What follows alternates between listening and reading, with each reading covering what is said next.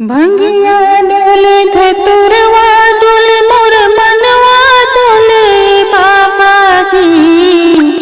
भंगिया डोले धतुरवा डोले मोर मनवा डोले बाबा जी। गौआ के लोगवा पागल कहले दर्शनवा दे दिए बाबा जी। गौआ के लोगवा पागल कहले दर्शनवा दे दिए बाबा जी। भंगिया डोले धतुरवा डोले मोर मनवा डोले ये बाबा जी। गौआ के लोगवा पागल कहले दर्शनवा दे दिए बाबा जी। गौआ के लोगवा पागल कहले दर्शनवा दे दिए बाबा जी। बिटवा देली पतोहिया देली बिटवा देली पतोहिया देली गुनतिया दे दिए बाबा जी। गुनतिया दे दिए बाबा जी। गौआ पड़ोसी अगर कहले दर्शनवा दे दिए बाबा जी।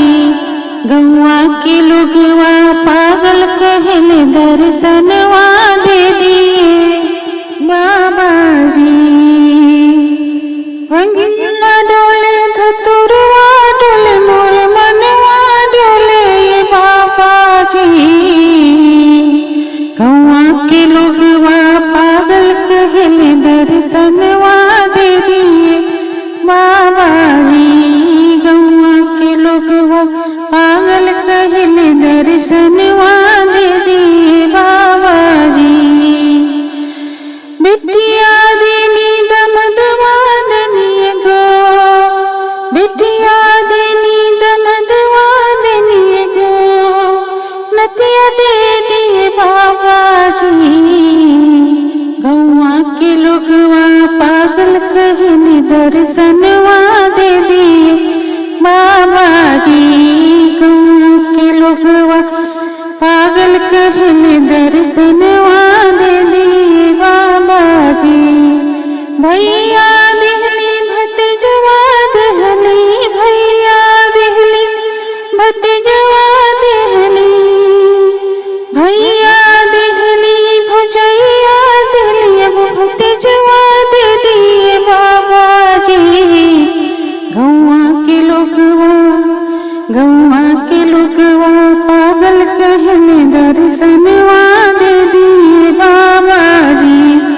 गौआ के लोगवा पागल कहले दर्शनवा दे दिए बाबा जी।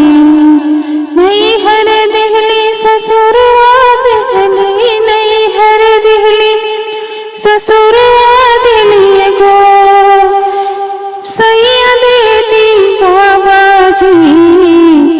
गौआ के लोगवा पागल कहले गौआ के लोगवा पागल कहले